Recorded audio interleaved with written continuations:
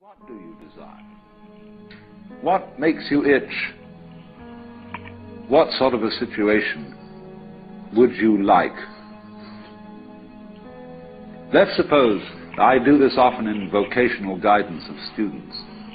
They come to me and say, well, we're getting out of college and we haven't the faintest idea what we want to do. So I always ask the question, what would you like to do if money were no object? How would you really enjoy spending your life?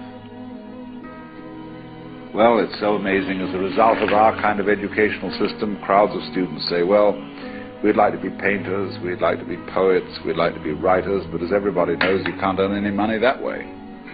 Or another person says, well, I'd like to live an out-of-doors life and ride horses. I say, do you want to teach in a riding school? Let's go through with it. What do you want to do? When we finally got down to something which the individual says he really wants to do, I will say to him, you do that. And forget the money. Because if you say that getting the money is the most important thing, you will spend your life completely wasting your time. You'll be doing things you don't like doing in order to go on living, that is, to go on doing things you don't like doing, which is stupid. Better to have a short life that is full of what you like doing than a long life spent in a miserable way.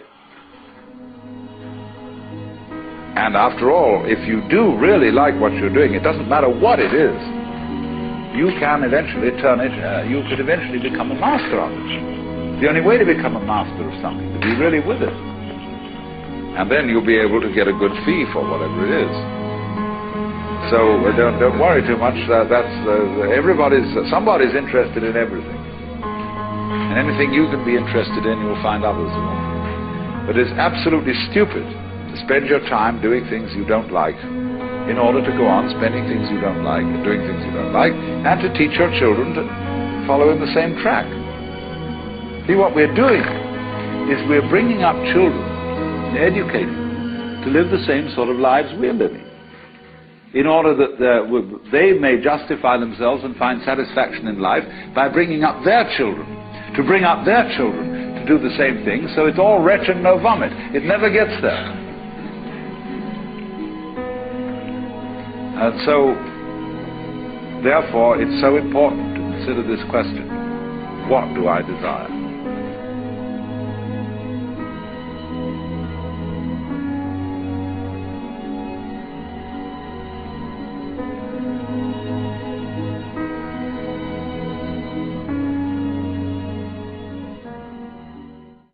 You've always been looking for something.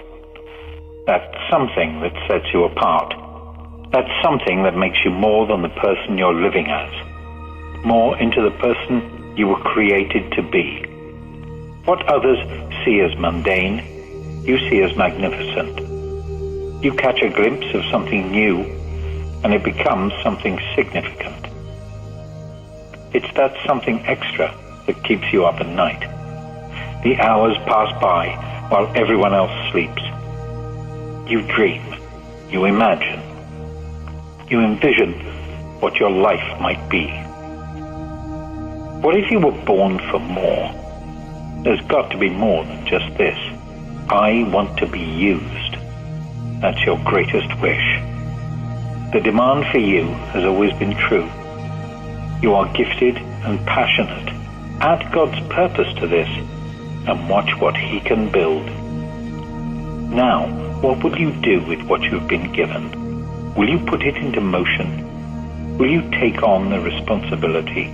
Will you follow after the calling God has placed on your life? To be fulfilled, to be engaged, to cast out all fears, doubts, and uncertainties, to stand strong, to rise up, to become who you were created to be. Who is the prodigy in you?